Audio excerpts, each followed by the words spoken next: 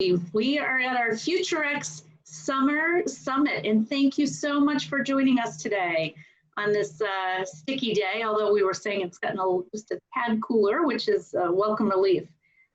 This is a very special edition of our FutureX Summit. It's our summer edition. I'd like to start off today by thanking some very, very important organizations. I'd like to thank our sponsors, Adherent, Effective, Hybrid Theory, and InMarket. Thank you to all these wonderful companies who are very active in this space and supporters of the discussions that we're having.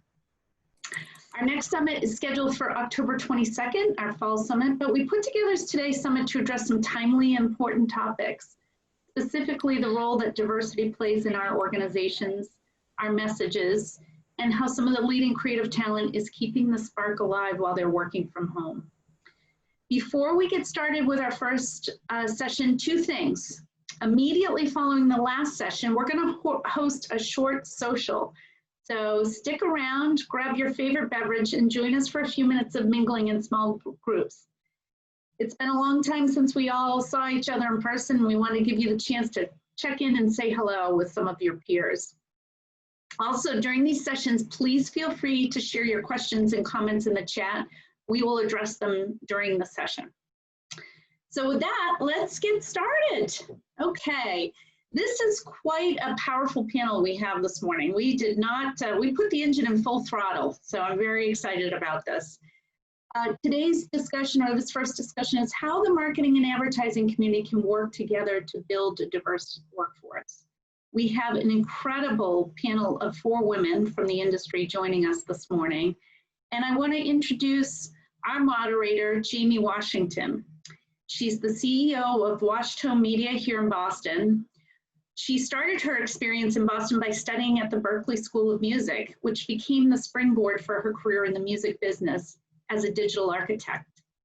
At Washtone, she and her team managed the social media presence and strategy for celebrity accounts, major league athletes, Fortune 500 companies, and small mid-sized businesses. So I'm so pleased to welcome and have Jamie here to moderate today's discussion. Hi, Jamie. Hello, Amy. Hello, everyone. It's an honor and a pleasure to be here this afternoon. I hope everyone is doing really, really well. And thank you so much for that great introduction. I was like, wow, who's that? Oh my goodness, that's me. Oh my goodness. So Amy, I'll take it over from here. How's that sound? Great, here we go. We have a powerhouse of panelists here today. And if I was you, I would make sure I have a pen and paper handy to take notes and also be engaged with what these women have to say and what they have to offer. And we have a few questions, but as we are going through this interview, please feel free to post your questions inside of the chat, and Amy and her lovely team will make sure that we get to as many questions as we can in the allotted time. We'll have a little bit of Q&A at the end. I hope that sounds great. If you can react and give us like a thumbs up, that works. Okay, yep, I see some thumbs up. We see some thumbs up. We see some, okay, fantastic, great, wonderful, wonderful, wonderful. All right, so we're going to start. And what I'm going to do is I'm just going to allow our wonderful panelists to be able to just give us a brief introduction and share what their DEA initiatives that they're involved in, share the perspective of why this is such an important topic. And they also have the opportunity of introducing the companies that they work for. And we're going to just get this started. So the first wonderful person we are going to go to is the wonderful Corinne Canty. Corinne, will you please unmute yourself and introduce yourself to everyone? Yes, thanks, Jamie. Hi, everyone. I'm Corinne Canty. I'm the COO of Goodway Group. We focus on honestly smart digital solutions. And I mean, diversity has been an initiative that's been important to me since the beginning of my career. I was lucky enough to actually start at a very diverse company and then moved over to a more corporate role and saw that there was a huge difference from being in a diversity-owned company to larger establishments and started my journey of understanding how I'm impacted as being a brown person in marketing and advertising. And in our company right now, we've been remote for more than 10 years. And so we inherently have some advantages of not having to worry about location bias, and it gives us a little bit more flexibility in being able to reach a broader audience and a more diverse audience. And we've also been able to have people in really key decision-making roles to help with our efforts, but we realize that we can do even more. And one of the things that's really important to us is not just having a list of initiatives to put on our website, but truly integrating diversity into our practices across the whole spectrum of employee experience, even to potential prospects. And really also making sure that it's not just diversity and inclusion, but we foster a culture of belonging. And that's really important that you think about, how does someone actually feel when they are integrated into your culture?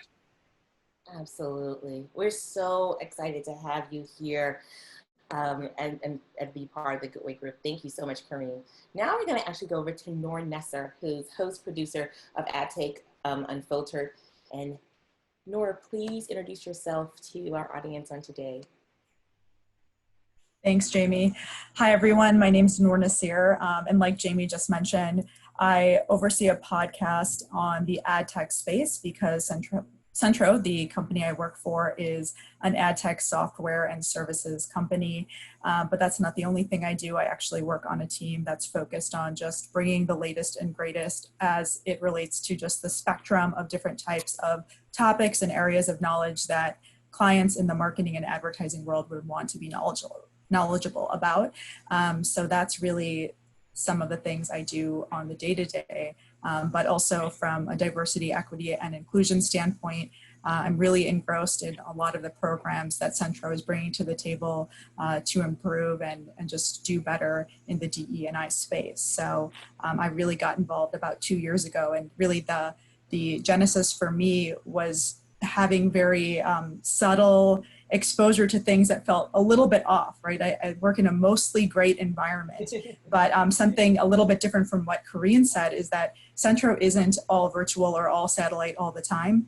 We do have offices and they have different features and aspects to them. And so there isn't that quality control across every single office. We're headquartered in Chicago. We also have an amazing Boston office and other offices across the country. But that means that people are having different experiences as it pertains to inclusion.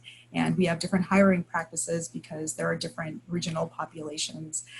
So there's a lot of things to tend to and think about. And Centro has really put a lot of time and energy into figuring out how do we really think about different pillars for individual employees to work on themselves, for the Centro company as a whole, and for how we can reach out to the industry and how we can reach out to the larger community. So hopefully I can give more perspective on that as we continue to have a conversation today. Oh my goodness, Nora, thank you so much. I'm sorry, I pronounced your last name wrong and I knew that, so my apologies. All good, you're all good. You know, when you know people on first name basis, you're just like, we're just going to be just girls. Oh my goodness. So we're going to go over now to Melanie, video producer of Digitas. And in this digital space we're in and everyone having to come in, I mean, video producing, video production just in a whole everyone needs it now because no one can be, you know, inside of the boardrooms as much. But Melanie, please introduce yourself to our amazing group that we have on today and, you know, let us know a little bit about you. Yeah, absolutely. Thank you so much, Jamie. Like she mentioned, my name is Melanie Liu. I am a video producer over at Digitas Boston. And truly, I think I actually want to answer your question first as to why this is so important. Before I kind of dive into what other things that I do, I really internalize the phrase rise up and reach back, which is something that AdColor, which is an organization that I was a part of, kind of ingrained in me. And that being said, as an Asian American woman, I can only look at the circumstances that led me to my role now, which were all honestly happy accidents. And I want to be able to give other young professionals of color that same experience that I had, but on a faster scale. It took me a long time to realize what I wanted. So that kind of is driving me into bringing more people of color into the production space. That being said, I co-lead a Perspectives, which is a multicultural employee resource group that Digitas has, as well as sitting on their Engagement and Inclusion Council. Like Noor said, it's really important to have an inclusive culture and to make sure that we are putting in hiring practices that allow for a diverse workforce.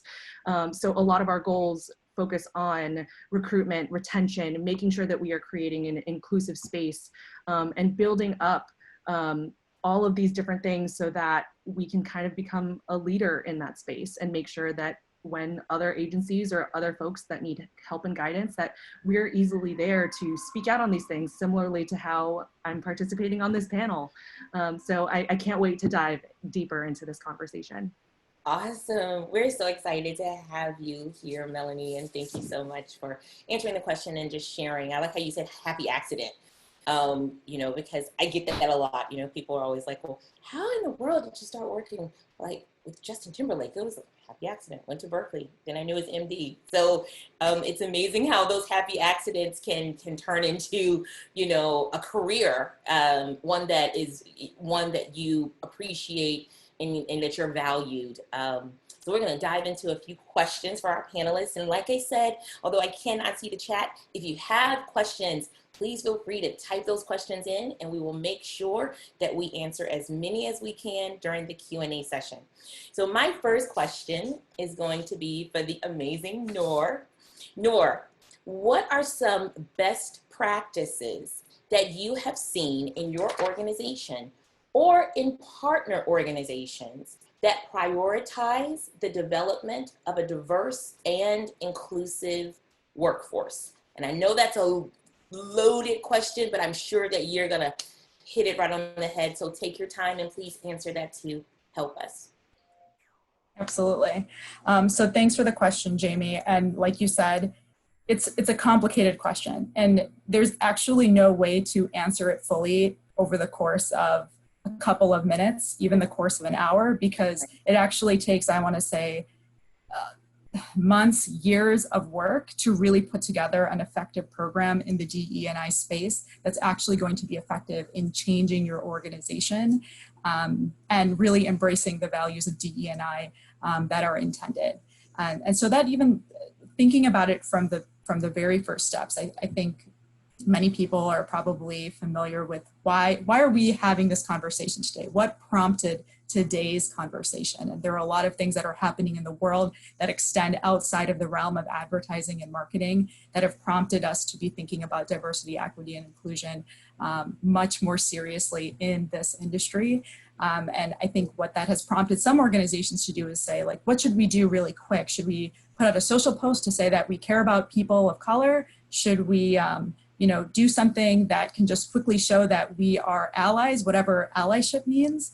I think the first thing to do is like take a step back and say, how do we get educated so we can put together a plan that makes sense and a plan that's going to have impact, where there's going to be strategy associated with that we have targeted goals that we want to achieve, that where our intentions are to measure against those goals, so that you're not willy-nilly running around like a chicken with your head cut off, trying to show that you're standing for something that you don't fully understand.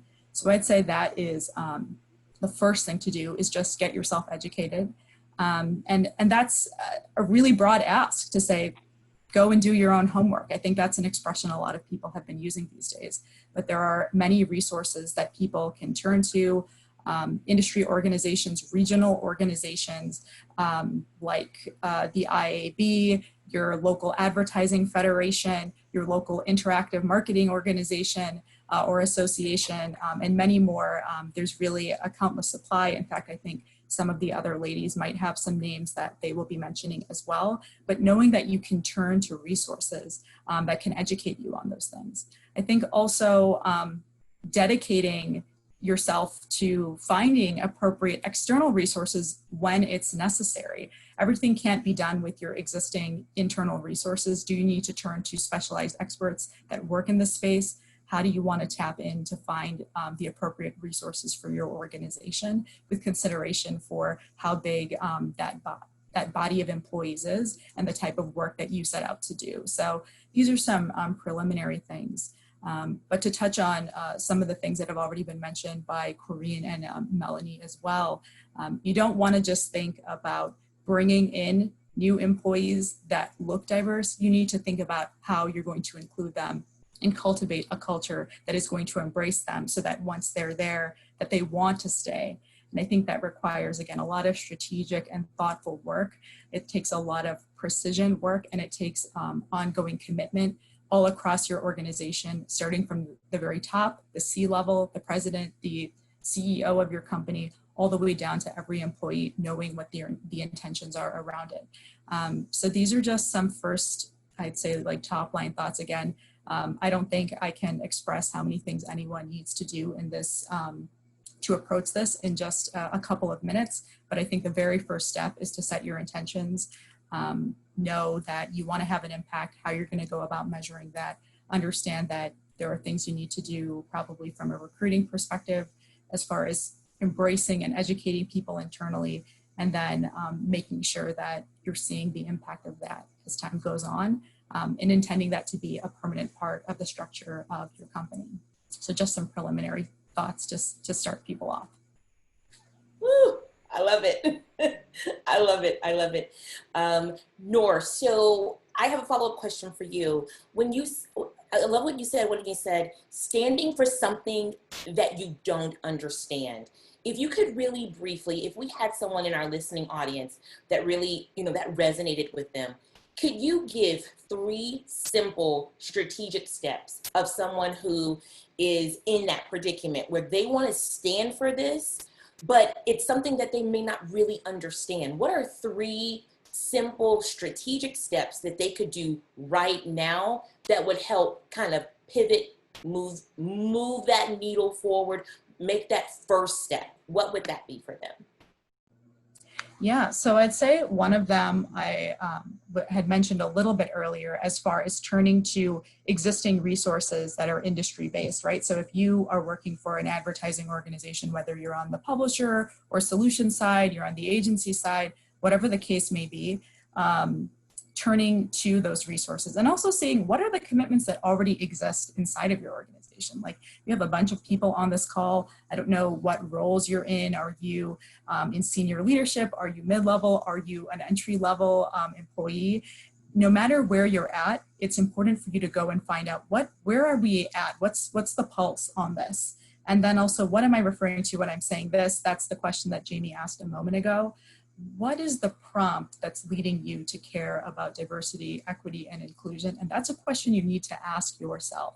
Why are you concerned about this? And there have been reports that have been released by a series of organizations. I believe the 4As and the ANAs have both done work on this to showcase that, especially from a racial diversity standpoint, many Black and Brown people are not represented in our organizations, and that has an impact on business. Like, there's a bottom line consideration point to it, because we're not going out of our way to really making sure that these people are included, and that we need to do more work.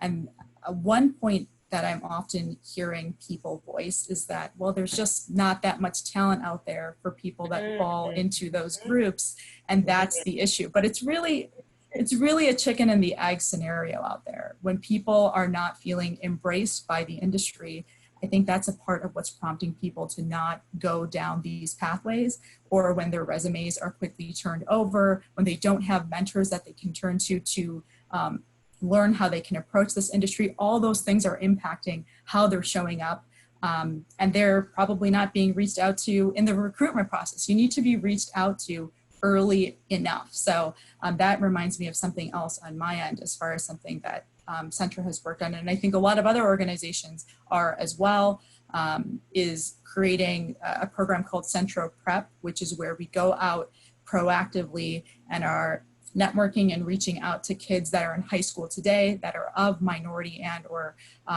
racial minority backgrounds and other types of marginalized identities to get them interested in the advertising industry and see if they'd have a liking to learn about how to get involved. You have to do that early, because once people have already made those decisions, we're not setting up the pipeline right? If we're looking for people too late in the process, we're not really thinking about how to get people involved. So that just goes to show there are many different layers to how we can go about doing the approach. So again, setting your intention, so reaching out inside of your organization and seeing what's being done to date, setting up some expectations of how you might want to expand on what's being done, turning to your industry to see what other resources do we have easily accessible that we haven't yet explored, and then going ahead and saying, how do we want to expand those intentions internally and turn them into actual programs that we're going to measure and target against. Awesome.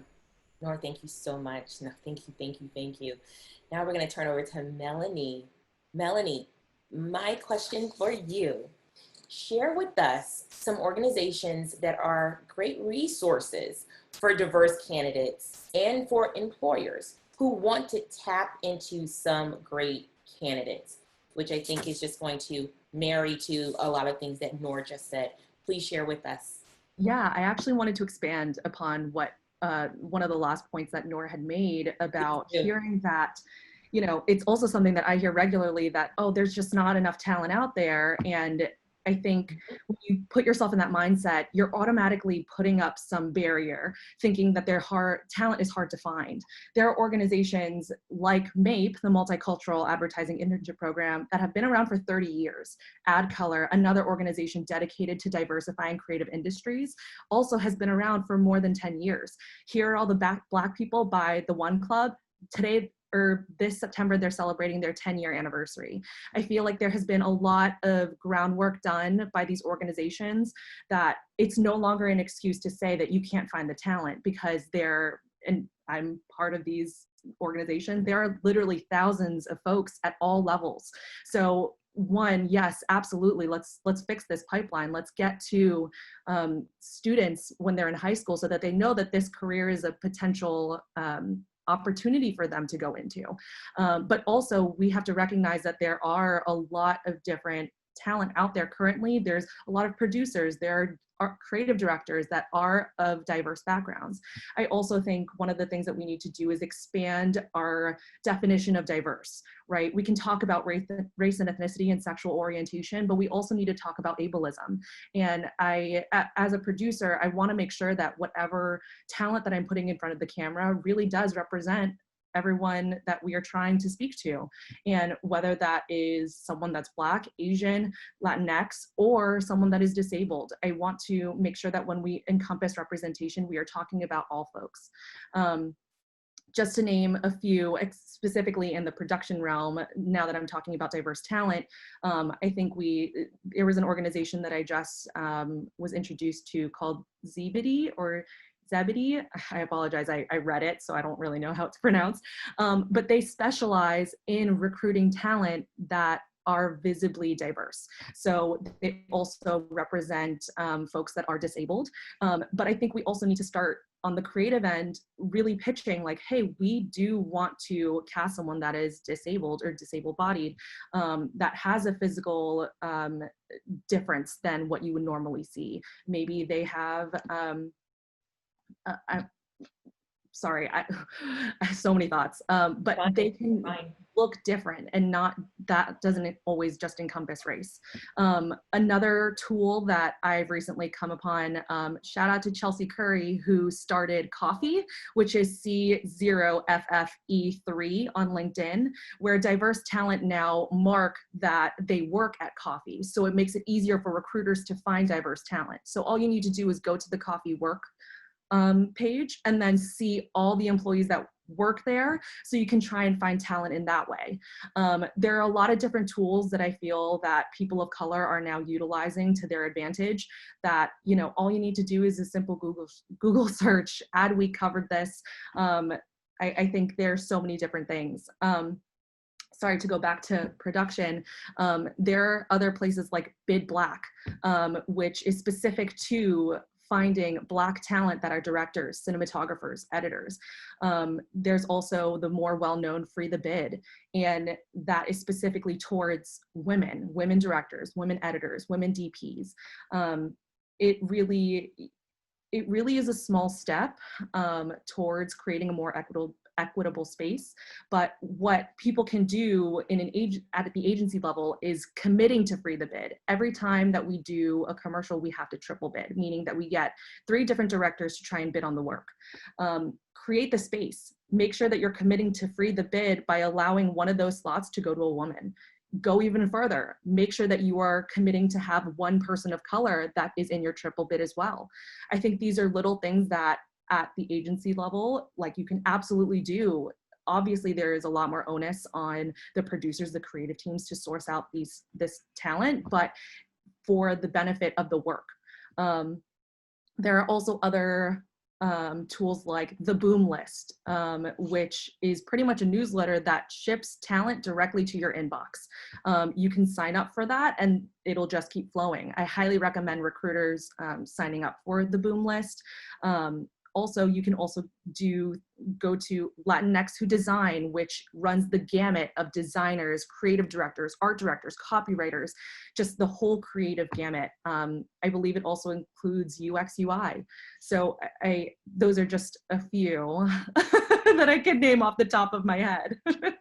I hope that was succinct enough before I go off on a even larger tangent. No, I love it. I love it. I love it.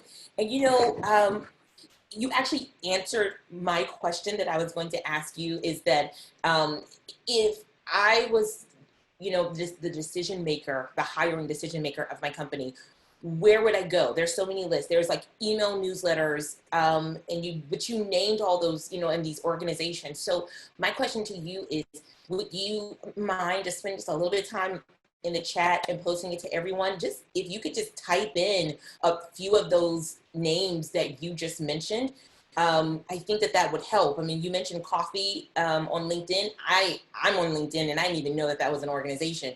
So that, and then you also mentioned the Boom List as a newsletter. So, and I see Lauren. Okay, Lauren is putting things in there. Okay, so just keep an eye on the chat and see if Lauren missed anything and send a private message to Lauren, because and you know what we'll do too is, Melanie, we'll get this list. Sorry to jump in, but I was going to say that you just rattled off a great list. I'd love to get this from you, and we'll send it out, in an email to everybody. So absolutely. I just wanted to say that to make it easy for everybody. Yeah, and I also have more to add to that list. So Amy, I'll be sure to get it over to you and Lauren so that we can send it out to these folks. But I do want to add one other note. And I really want to emphasize this because I think Corinne and Noor really hit upon it.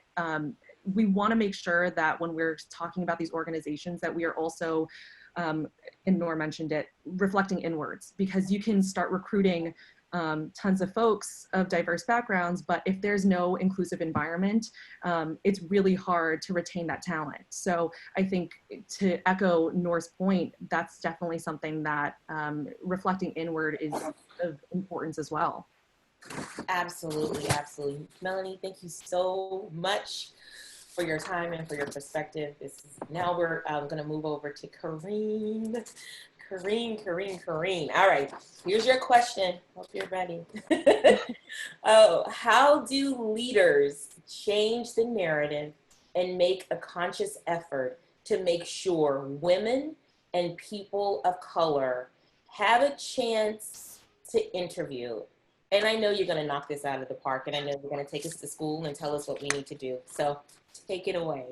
Thanks, Jamie. I think as leaders, one of the things that I think we mistakenly do is start thinking about just the numbers of people who are interviewing, and we go straight to measurement, and it just becomes a pie chart of how many different, how do we build the numbers on the pie chart, and we don't think more deeply about where we're actually filling in some diversity in our org, because there's very key decisions across our org that impact what the experience is and helping to remove the bias along the chain. And so if you just start by thinking about how do I just get more resumes in, diverse resumes, and just fill in the numbers, you're missing the mark. You have to understand all of the variables that kind of go across the whole chain, from awareness to consideration set to access, all of the places where bias can live. And then once you have your employees in your organization, do you have a diverse representation in your HR department, on your compensation team, in your managers, and the people who make decisions, like, and who's sitting at the table where we make sure that the bias is getting removed, and there's opportunity not only as you bring people in, that you're attracting people to your org, but as Melanie and Nora have also touched on, that you're creating an inclusive and belonging type of culture and environment. And I think to even expand upon the sentiment that it's hard to find diverse talent, or it's hard to reach diverse talent, I think Melanie already started a long list of how you can reach out to people, and Nora touched on a really key point as well, is that it doesn't start with who's looking for a job right now, especially in advertising and marketing, and even the subset of like ad tech and UX and some of the more technical areas. It's getting awareness out there early to people that this is a career path, and that there are organizations out there where you can feel like you belong and you can show up as your whole self, and getting people more attracted to there's skill sets out there. It's making sure that people have access, and that it's an attractive career path, because it can be intimidating once you feel like you have to put on your work self and show up in a different way to blend in and fit in and be accepted, which can be a really real challenge for productivity. It can be a real challenge for team building within your organization. And even more importantly, as leaders, the best thing about having a diverse workforce is getting that diverse thought, because diverse thought and diverse ideas is what leads to innovation and sustainability for your organization. So I think there's a lot of ways that start with thinking about how you set up your whole organization, how you understand where areas of bias live, and then starting to think about your hiring practices and how you prospect and your pipelining and your interviewing, but making sure that you zoom out to the broader perspective and all the different variables that tie into that, I think, is really key. Wow, Corinne, thank you so much. My question to you would be, if, let's say I am the president of an organization, and my HR team they've been producing, but I am now very aware that they are all one color. And you mentioned how do you remove the bias? I know we've all read of the unconscious bias. So that person that's in HR unconsciously, and I think it was actually a Forbes magazine article or Entrepreneur magazine, but they actually interviewed some HR people and basically talked about this unconscious bias. And in that article, they talked about sometimes when resumes come across their desk, if it's a name that they may not be able to pronounce, or if it's a name that they're not accustomed to seeing, unconsciously, they don't give them that chance. So if there was steps, if I was that president and I didn't want to let go of a lot of people, but I wanted to start being more inclusive, what are steps or measures I could take to remove the bias to help my organization be more of what you talked about? Yeah, and I think there's a lot of different approaches depending upon the composition, as you said, currently. But the first thing with everything is awareness and education, and making sure that the team is aware that this exists, and giving education and training around how to identify it within yourself, and making sure that if you have people in roles who go against the culture that you're trying to build, like as a leader, you have to make certain decisions to ensure that you're creating a culture of belonging, and you're creating a culture where people feel empowered and can be their best selves, because that's going to produce the best results financially for your organization. I mean, everyone goes back to the bottom line, and people don't realize how diversity is so connected to the bottom line of successful organizations. And I think there's also unique ways that if you're at a point where you're not able or willing to add people to that team, or look to diversify some more, look throughout your whole organization, and how do you get people of color and people who have different points of view involved in the hiring process? How do you develop committees, and how do you have people work with hiring managers to make sure that you have a well-rounded perspective as you're looking at candidates and you're looking at filling the need? How do you make sure that the teams that you're hiring people into have a voice, and that there's more diversity as you're composing those teams together? And so there's a lot of ways to make sure that you have the awareness, make sure that you're educated, and lean into the people who are already diverse in your org to have them help, because they're sitting on knowledge that you can tap into, and most of the time they're not asked, or they don't feel comfortable speaking up because they don't want to get labeled as the person who's complaining or mad or get written off. So tapping into people who are living and breathing the experience of your organization and how to make it better is a real good place to start. Oh my goodness, Karine.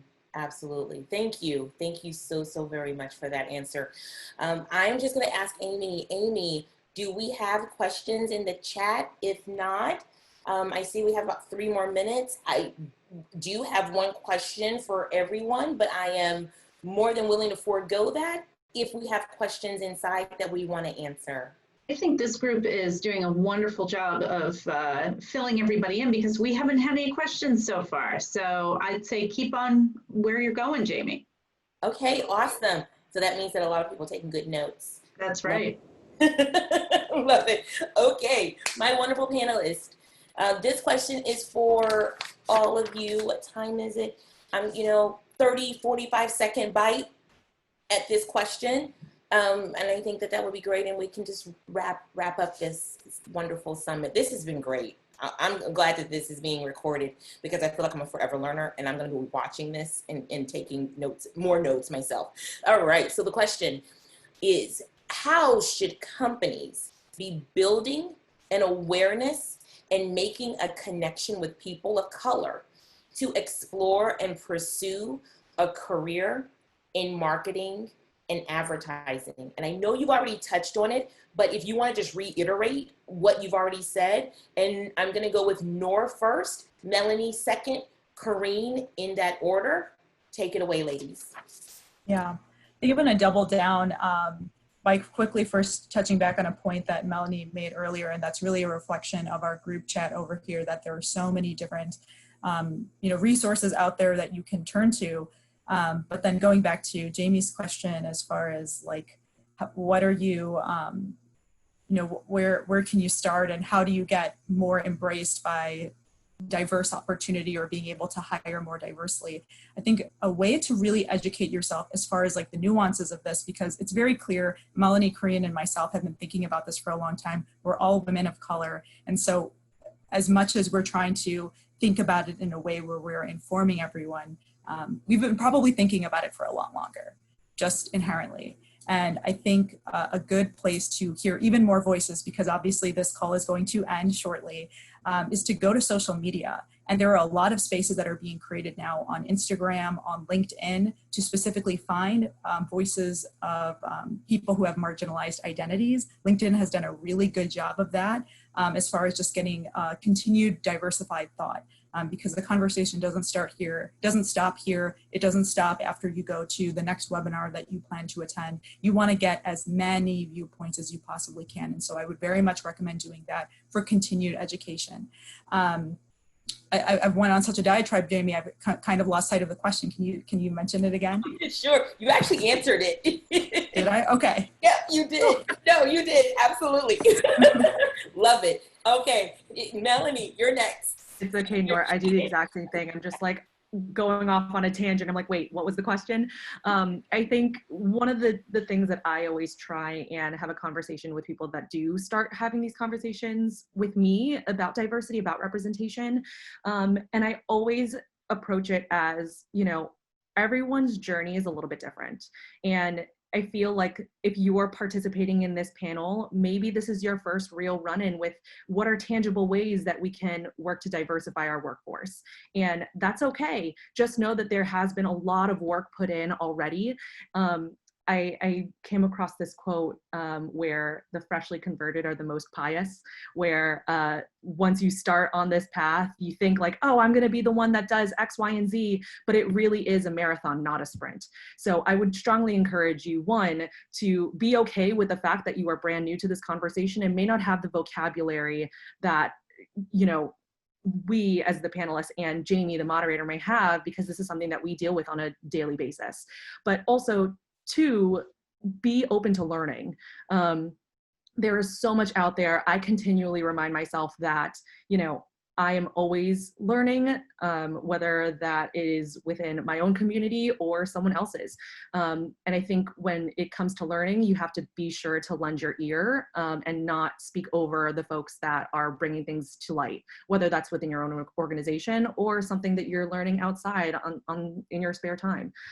So I think the key to connection is just making sure that you are being open to learning and making sure that you're creating a space for the folks to speak out. Awesome. I think a good way to wrap this all up is to create and participate in safe spaces where you can have connection and conversation, because that's where it all starts. And it's the access, the connection, the networking, listening and learning is what really pushes everything forward. Goodness, thank you, ladies. Thank you so much. And for everyone that participated, as I turn it over to Amy, we thank you so much for coming and listening. And to just reiterate with what my wonderful panelists said, it doesn't stop here. If everything that you've heard from our wonderful panelists, if you don't, put it in action, then you've wasted your time. We don't want you to waste your time. It doesn't stop here. Take the information, implement it, and move forward. Now returning it back to Amy. Thank you all for allowing me to be your moderator. I'm totally humbled and honored to be able to be here today.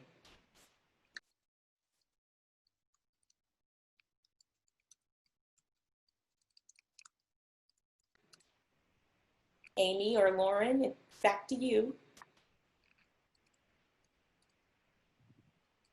Looks like Amy might be having some technical difficulties, so I'm just jumping in quickly, and we'll get started shortly with our next panel with Dipanjan. Or not panel, just a session. Is my screen up?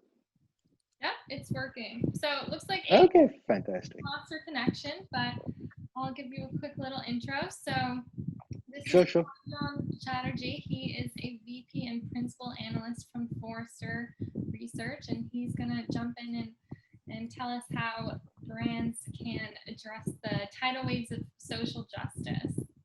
Take it away. Fantastic. Thank you so much. And thank you everyone for making the time to join me. The first time I encountered racial issues in America, I was really a bystander.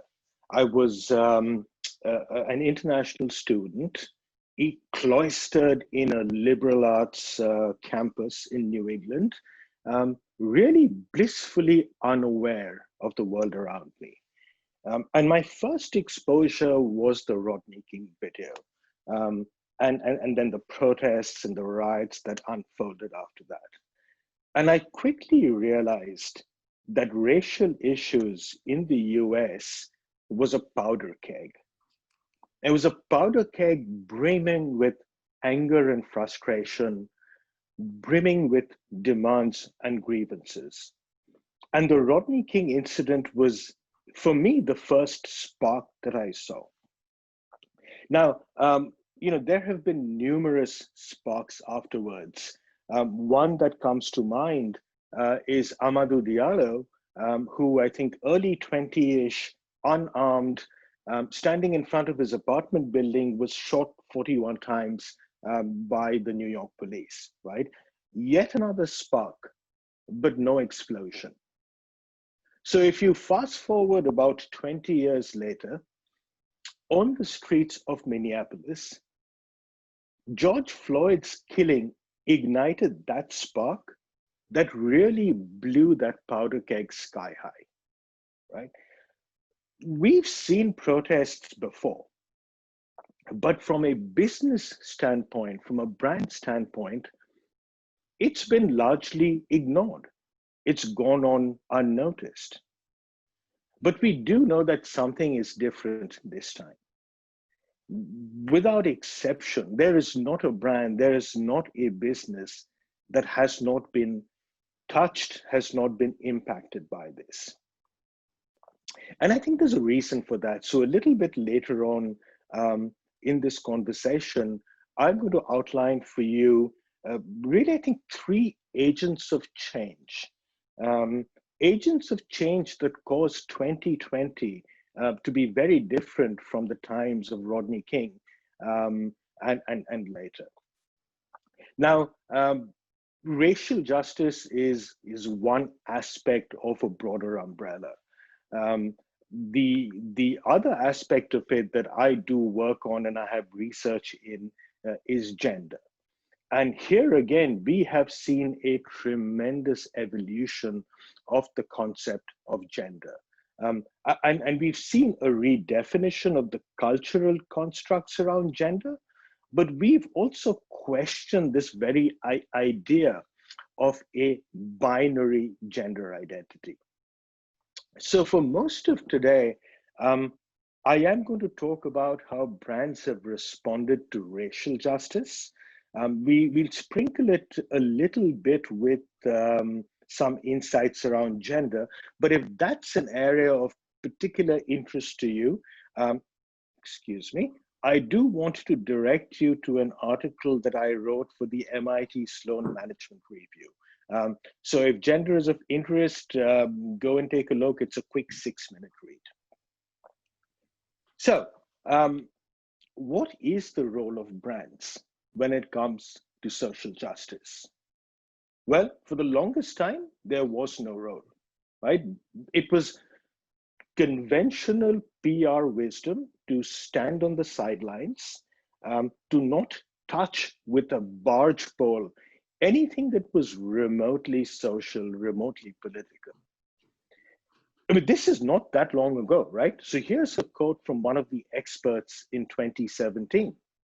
And it says, consumers are not looking for brands to take a position, right? They counsel brands that there's more risk than benefit in taking a stand. Now, imagine how dramatically different the advice is now. 3 short years has made a big difference. Now, of course, one of the front runners in this area is Nike. And in fact, the quote that I showed you was from 2017.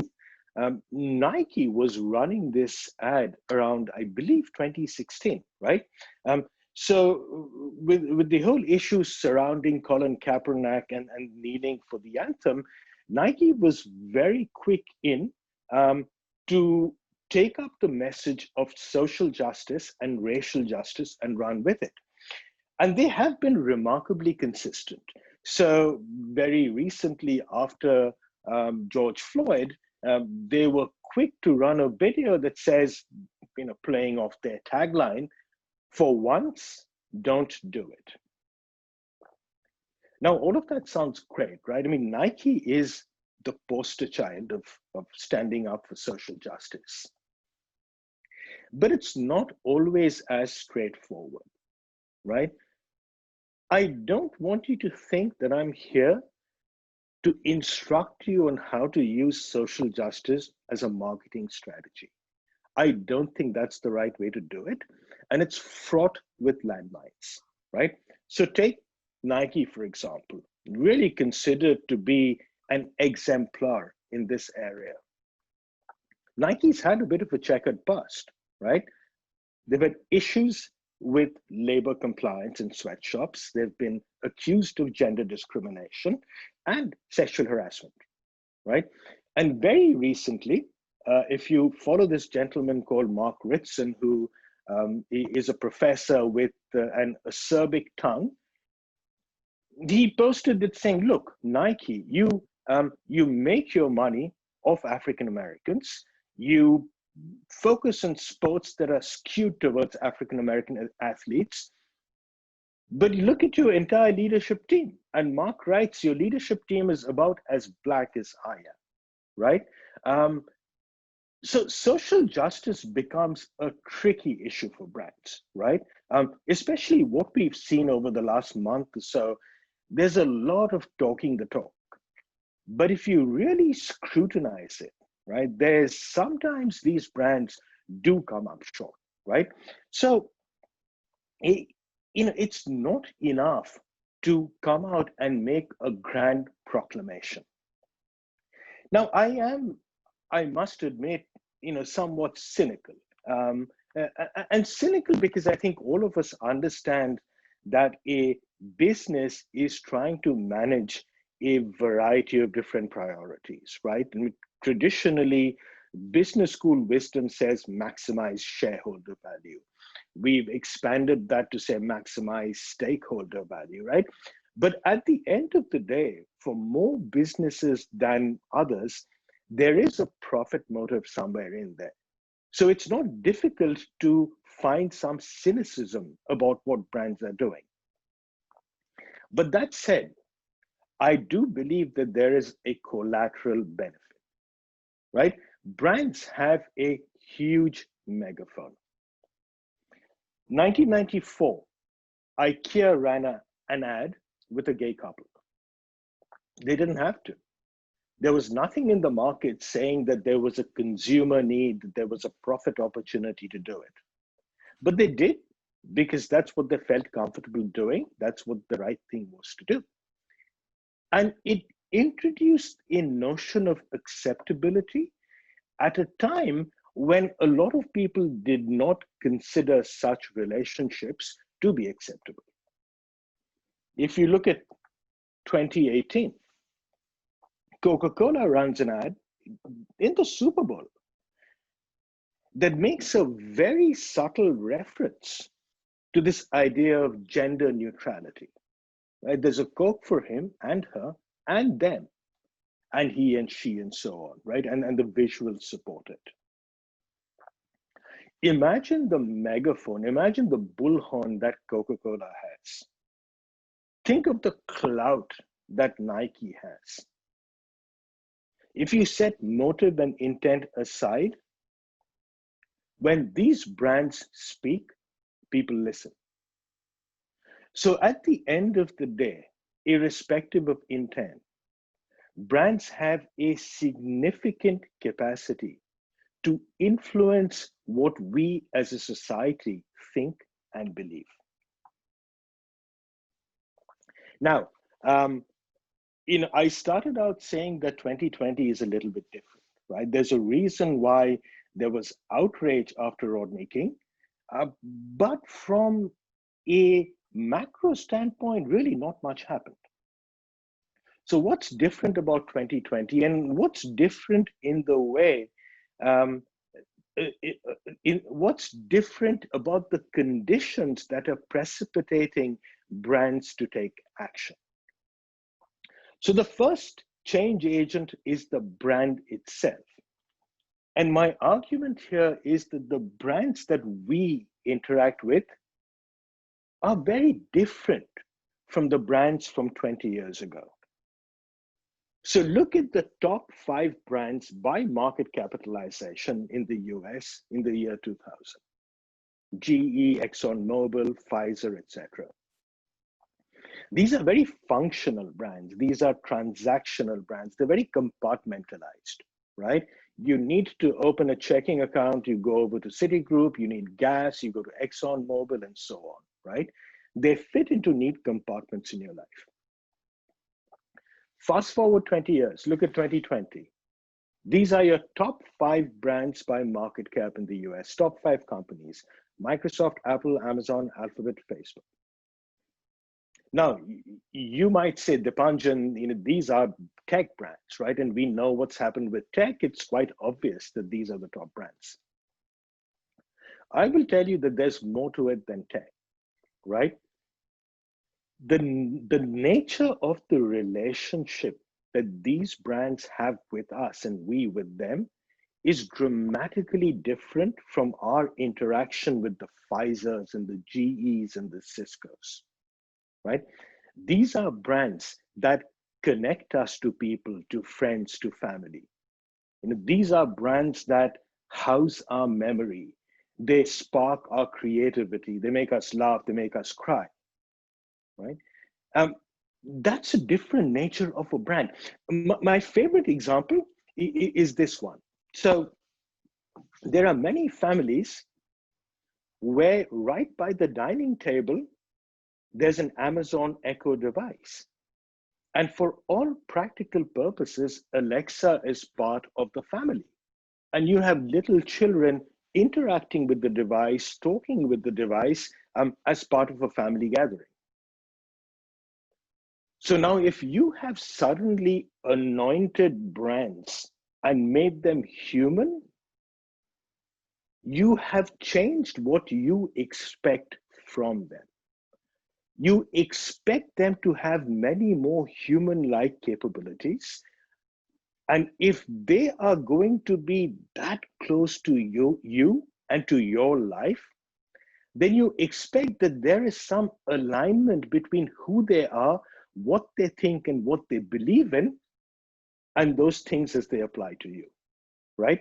So the first agent of change is that the nature of brands have changed, the nature of our engagement with them has changed, and hence our expectations of them have changed dramatically. Here's the second change agent, right? And I think this is something that you probably expect. We have a different kind of consumer with a completely different set of attitudes. So 60% of the US population expect brands to take a stand on racial justice. And they say, hey, if you don't, then we will boycott you, or if you do, then we will gravitate towards you, right? Remember, we're coming from a 2017 when all the ad experts and PR experts are telling brands, stay away, right? The consumer does not want you to get involved. You're better off, selling your pharmaceuticals, right? 60%, okay? Here's an even more shocking number. This is the same number for those who are 18 to 34 years old. 78%, nearly 80%, right? Imagine what the number is for those 15 to 18. So as these slices of the demographic pie keep rolling along, we will essentially have a populace that will demand that brands take a stand. Let's look at similar numbers for gender. And so this is work done by Ipsos, and they went all around the world to 35 countries, and they said, hey, how do you feel about this statement?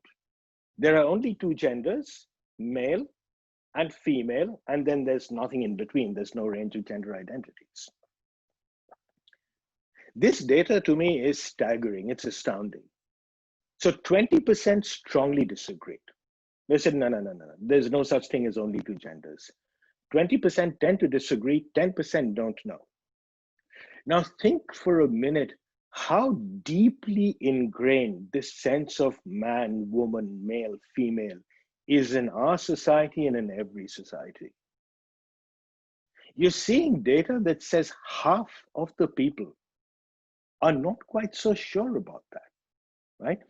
That's tremendous. I mean, this idea of a binary gender is so sacrosanct, yet the winds have shifted, right?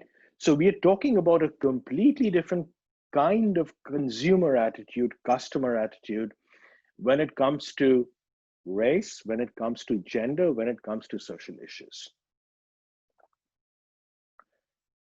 So first, brands. Second, consumers. Third, employees. Now, conventional wisdom is that consumers have a lot of clout, right? The saying is, look, they will vote with their wallet. So if you don't give them what they need, it's going to hurt your business. Hence, you should respond appropriately. And if, again, being cynical, social justice is the flavor of the day, make sure you give them enough of it, right? My contention to you is that there is an even more important audience, even more important stakeholder than customers, and that's employees. See, with customers, it's not so clear cut, right? If you think of it analytically, we have something called choice compartmentalization.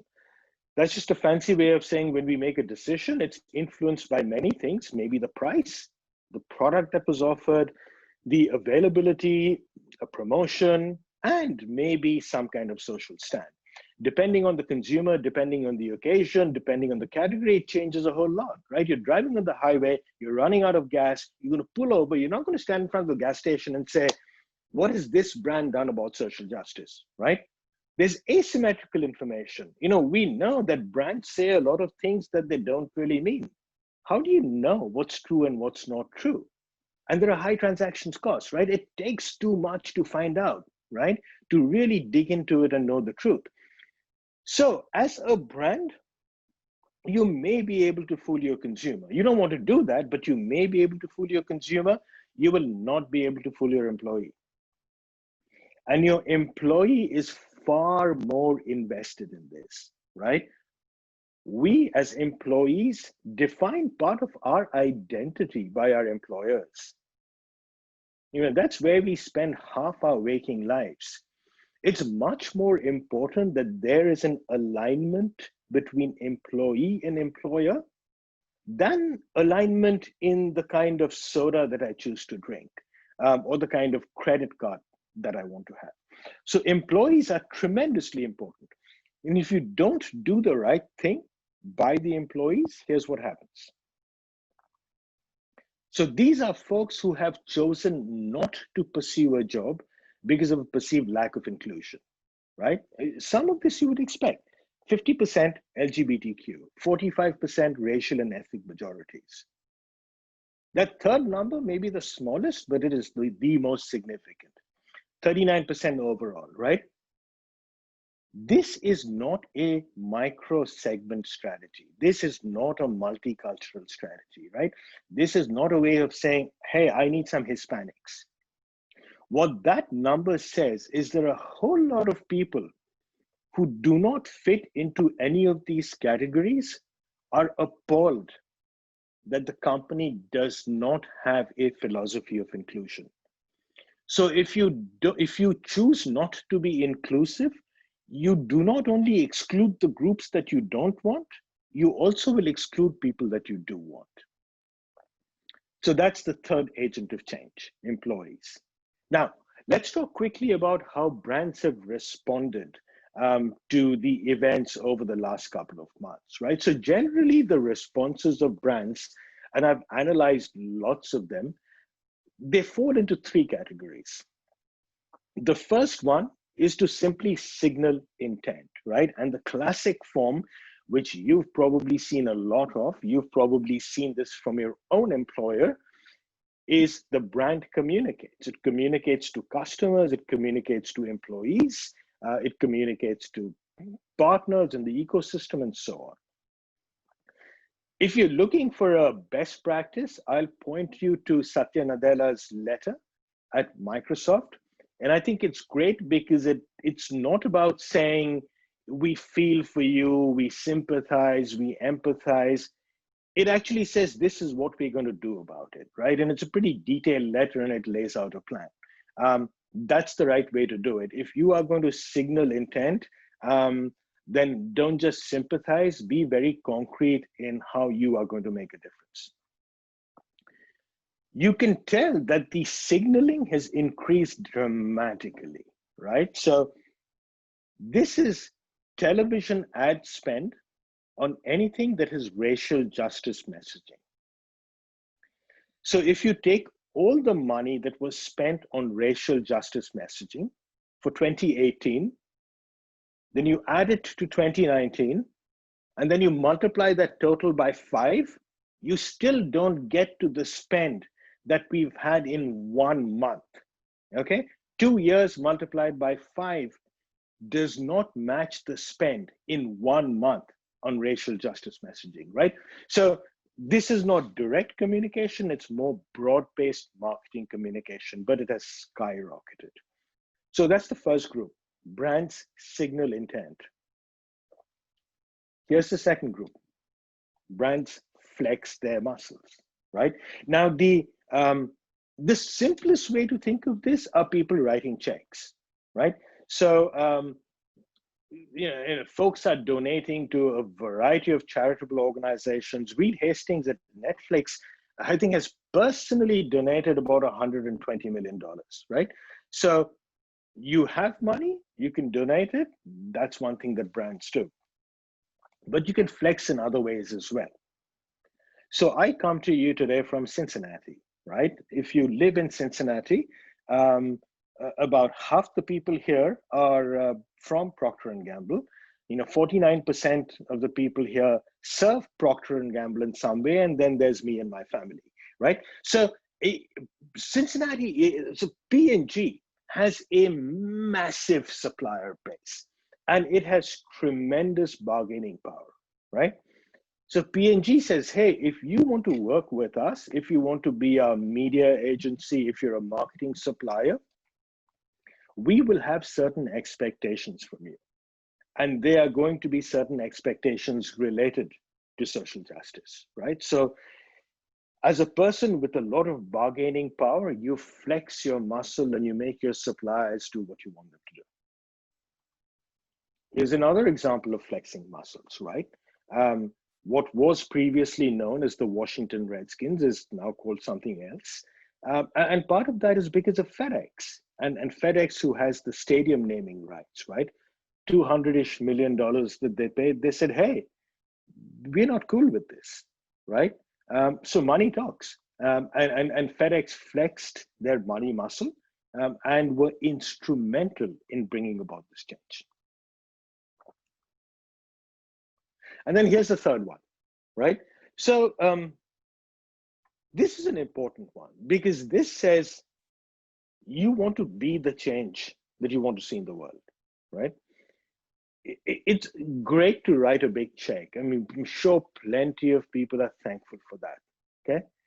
But let's face it, it's kind of lazy, right? If you really believe in this, are you doing something differently?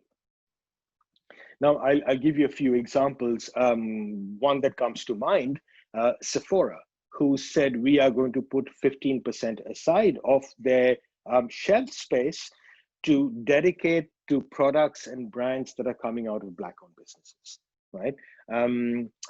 Adidas has been working for a long time with high schools that have Native American mascots, and they have been urging them to make a change.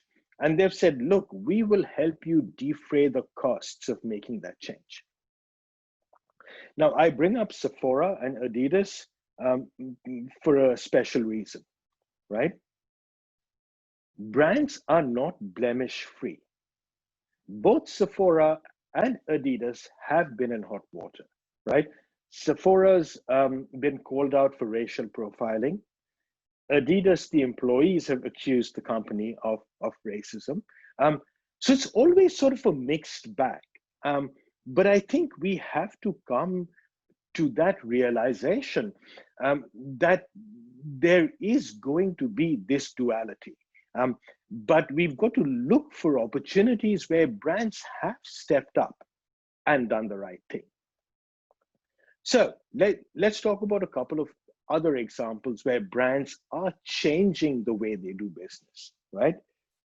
Here is Wyden and Kennedy, right? If I'm not mistaken, they are Nike's agency. This is what they say. They say, look, Black Lives Matter. There's nothing controversial about this. If you don't support it, you don't work for us. If you don't support it, we don't work with you, right? And of course, they're being nice and saying, we'll find you another agency. But they are going to change hiring practices. They are going to change selling practices based on a belief they have, right? So they are bringing about the change within themselves. Now, you can't leave a conversation like this without talking about Ben & Jerry's, right? As you're looking for best practices, best in class, exemplars, look for brands that didn't just discover racial justice this summer, right? Look for brands that have been committed to doing this for years, like Ben & Jerry's. Ben & Jerry's has been a public supporter of Black Lives Matters for years, right? Look at Microsoft. Microsoft has invested in criminal justice reform initiatives for years. Here's a trivial example, right? Aunt Jemima.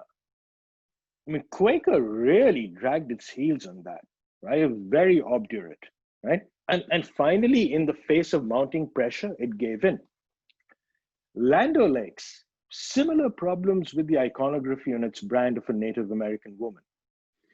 They've been working since early this year to get it out of the system, ever before this kind of racial justice movement and protest erupted, right? So look for the change makers who've been changing things before it became popular or fashionable or a consumer demand. Now, I just have a couple of minutes here more with you. So I'm going to leave you with 5 principles to follow. If this is something you're interested in executing, if you're advising others to do it, first, you got to be honest, right? As we've seen, most brands have skeletons in the closet. If you don't clear it out, you cannot have a fresh start. Most importantly, you cannot be credible.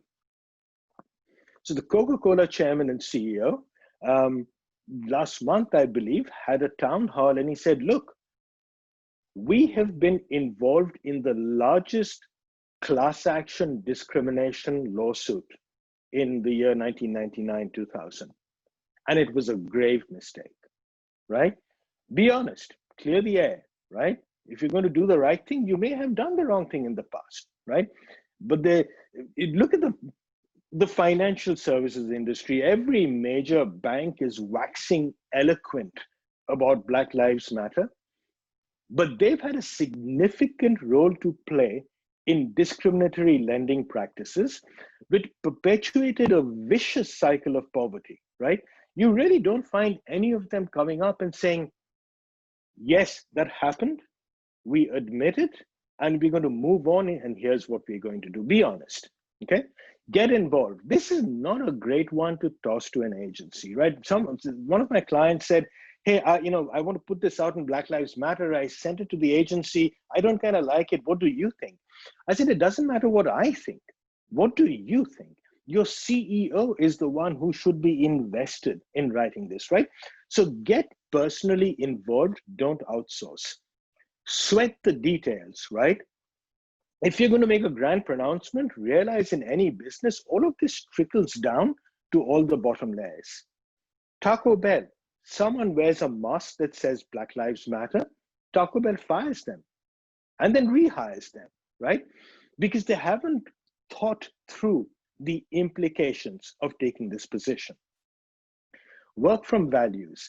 Very few brands have the fortune of a Ben & Jerry's or a Patagonia, where the brand is infused with the ethos of the founder, right? Chances are, you're not quite sure what the values of your brand are. You need to do this systematically. And then finally, be true to yourself. I've spent my entire life as a marketing strategist telling marketers, go outside in. What do your consumers want? What do your customers want? Develop something to cater to that. On this occasion, I said, do not do that. Go inside out. Who are you? What do you believe in? That's what you really should build on. So that's everything I have for you today. If any of this is of interest, please do find me on one of the usual social channels. And I don't know if you have any time for questions. I have a tendency to talk too much, but if we do, more than happy to take anything. Deepanchan, thank you so much. And I apologize. Sure. As luck would have it, my internet connection died just as I was about to introduce you. So no worries. There you go. Working from home, right? I hope you got a chance to catch some of it. I did. I logged on from my phone and texted Lauren and told her that she needed to jump in. So thank you everybody for your patience, but I did get to listen to all of it and it was wonderful. Thank you so much. And part of what I was going to say in introducing you is you've been such a tremendous resource for all of us here in the MyTax and BIMA community over the years. And this is a space that you cover quite regularly. So we were so thrilled to get your time from Forrester today. So thank you again. There is one question that I think is, we have a minute here, be great to address. Benjamin said, how much should brands focus on one social issue they're passionate about versus trying to do well on many of them? That's a great question. That is a fantastic question. And I think part of understanding what your value structure is to determine what is it that you truly, truly care about, right? So let's take Patagonia, for example, right? they are deeply committed on issues around the environment. That doesn't mean that they don't care about racial justice, that they don't care about gender, right? So I think if I were to design it from scratch, you need to have a set of overarching umbrella values or platform values, right? So for example, you could say, look, as a brand, as a company, we believe that fairness, we believe that equality, we believe that transparency should define everything we do, right? Now, in addition to that, if you worked out sort of the purpose of your brand, your purpose may direct you towards one of these areas where you say, look, everything we do is connected to the environment, and that's where I will allocate most of my energy and my dollars. And you could be a different kind of company and say, look, criminal justice is where I go. So, in here and anywhere in the business and the marketing world, rather than spread thin, you're better off focusing and investing, right? But you do need to have a base substructure of values, and then you focus on a few things. That's great. Very good advice.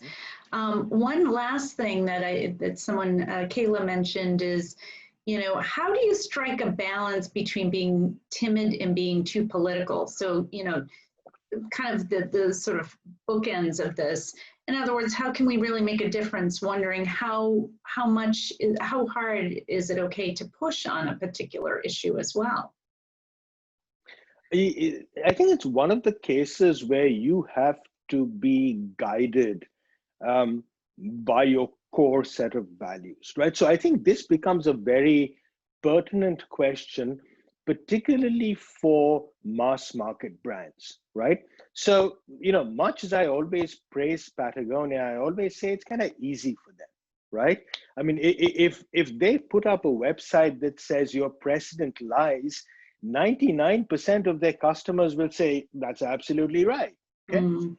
Now, suddenly, if you're Walgreens or if you're Target, right, it becomes a little bit more tricky because you're attracting people with all kinds of viewpoints all over the political spectrum, right? That said, though, Target, for example, has always been very progressive on gender issues. When we went through the whole time of sort of transgender kind of bathroom discussions, right? Target invested a significant amount of money to make that accommodation, despite a lot of backlash, right? Mm-hmm.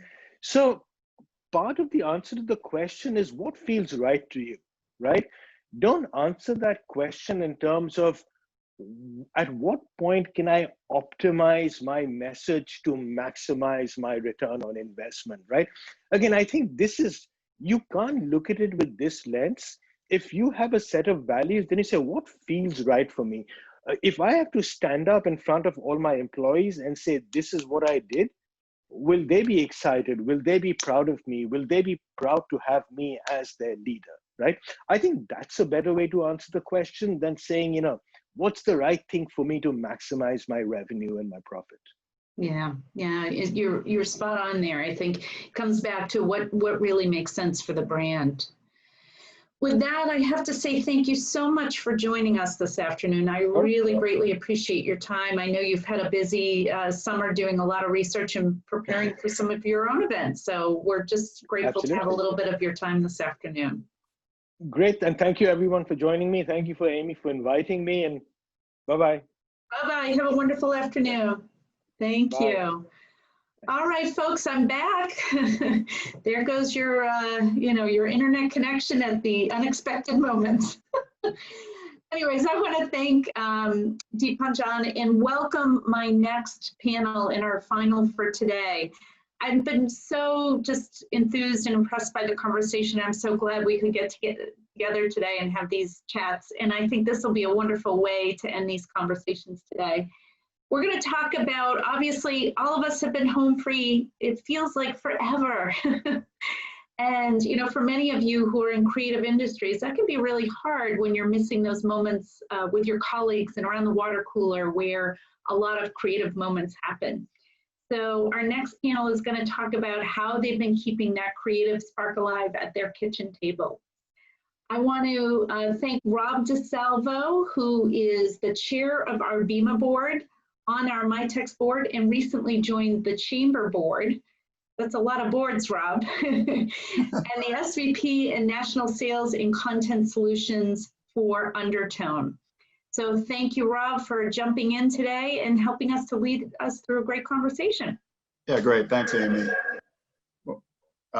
Yeah, so as Amy said, creativity and how this transition has taken place is one that I think we're all thinking about on a daily basis. And to start off with a quote, creativity comes from spontaneous meetings, from random discussions. You run into someone, you say, wow, and soon you're cooking up all sorts of ideas about what they are doing. And this was by Steve Jobs, and I think it really is pertinent to the situation that we're in right now and not being able to have those water cooler conversations in person at work. We've been home for 5 months now, and the reality is that it looks like we may be home for several more. So as companies have shifted to this work from home mentality and situation that we're in, the playbook has been rewritten by every company. So I'm really excited to talk about this with these great industry leaders that we have here today, and how the company-wide shift to working from home has impacted the creativity and the growth of their teams, all in different disciplines, and how they're all adapting for the future as well. So what I'm going to do is pass it along to Liz, Dustin, and Greer to introduce themselves, and then we'll get into the questions. So Liz, you want to start off? Sure. Hi, everyone. My name is Liz. I am Director of Brand at Drizzly, which is an e-commerce online marketplace for alcohol based here in Boston. Happy to be Dustin. Hey, I'm Dustin. I'm a co-founder and director with Vagrants. We are a production-led content shop that focuses on high-end video and photo work based here in Boston. And hi there, I'm Greer Pierce, Vice President of Strategy at AMP Agency. We are a full service marketing and advertising agency based in Boston with offices all over the country. Great, thanks guys. So it's really, in my opinion, for this panel, awesome to have someone from the brand side, someone from the agency side, and then someone from the creative and production side to be able to offer the audience different perspectives on this same topic and how we're all adjusting. So I'm going to pass this to everybody. I'll start with you, Dustin. How do you guys make sure that your teams don't lose the creative spark in this new way of working? Yeah, I'm not gonna lie, it's tough. It is really tough, especially in a business like ours. It's it's a really small company. You kind of really survive on that energy from your team and those moments where you are just kind of chatting and I like to call it bullshitting.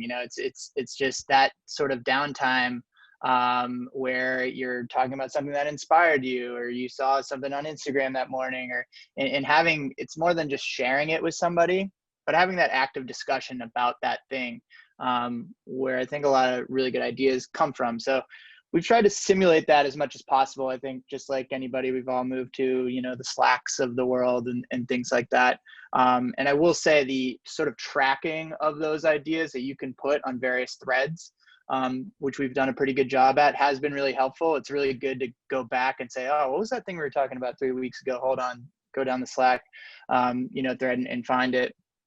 Another thing that we've done is just, and again, I think a lot of people are doing this, is having those social hours, having the, late in the day, maybe even a little earlier than reasonable, 4 p.m. maybe, to have some social hours and just talk about our day, blow off the steam. I think what people tend to underestimate when you're working from your own home is the kind of stress that can develop when you're not out and about and you're not going through a typical daily grind. Yeah, no, that all makes perfect sense.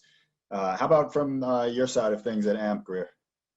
Yeah, it's interesting, Dustin. I think we've found similar things. And I think two of the big challenges when we first started working from home were, okay, how do we do collaboration in a completely remote work environment? When you can't be in a room together, getting that flow of ideas and feeding off of each other and building off of each other, how do you do that in a virtual space? And I think what we found is, in some ways, we started off with a lot of video calls, which I think were great. And we found that that was almost sometimes better because when we were in the office, sometimes we'd have 1 or 2 remote people who would join the call, but weren't necessarily getting the full benefit or being able to give their input into the conversation as well. Being all on video turned out to be this kind of great equalizer. We're all remote and we're all able to kind of contribute in a different way than we were when we were in the room. So that was actually a pleasant surprise. Then everyone started getting really burnt out on video. And so now I think, you know, some of the tactics that we're using is how do we collaborate? You know, if you have a one-on-one call, can you make it a call? Can you go on a walk while you're on that call? Can you take your eyes off the screen for a second and try to shift your perspective so you can take in new things and spark creativity that way? So yeah, I definitely think like the collaboration piece is big. And then also just understanding how do we inspire ourselves and break ourselves out of our little bubbles, because I think that that's something that we always have talked about in the creative and the agency world is we live in these little bubbles where we're, you know, talking to the same coworkers, we're talking with our friends and families.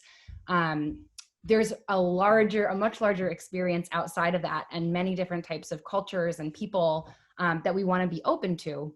And when your entire bubble shrinks to your home, you have to work even harder to get out of it. So we're similar. We've got a lot of running Slack channels where people are just free flowing ideas, articles, funny things they've seen on TikTok. And I think we definitely do leverage the internet a lot for inspiration as well in terms of doing a lot of social listening, but trying to do it outside of our own feeds, right? So again, getting out of that bubble and looking at what are the conversations happening in this community over here, what's happening in this community over here, and really just trying to expand the places where we're drawing inspiration from. We just have to work a little bit harder to do it. Yeah, that's great. I love the idea of setting up one-on-ones to, hey, let's go for a walk for our one-on-ones today and talk about it. That's a good one. Liz, what about at Drizzly? How are you guys, how have you been adapting these last 5 months? I'm definitely taking the walking meeting cue from you as well. I like that. That's a good one. Yeah, I mean, a lot of the same things that Dustin and Greer are talking about here. Slack is a big one for us for sure. I think we were in a fortunate position in that our organization used it pretty heavily pre-working from home. So I think it was just kind of a natural transition and folks were already really used to this kind of culture of sharing there. So I think we just kind of continue to foster that, encourage that kind of behavior from one another. I think we've sparked some great ideas just from, you know, quick chats on Slack. I'd say too, you know, for my team specifically, these last few months for us at Drizzly were, you know, we were very fortunate in that we actually experienced pretty explosive growth during these last few months as people turned to delivery services as a safer alternative. So it was a lot of heads down and just trying to get the work done. So deliberately trying to carve out space for them to actually have a moment and really kind of forcing some time off. I think sometimes, you know, in general, it can be really hard to do that, but especially when you're working from home, you have to be much more deliberate about, you know, the start and the end of your day, and even setting lunches on your calendar so people know that you're away from the computer and not to expect to hear from you. But then also, I think there was this initial hesitance to take vacation time.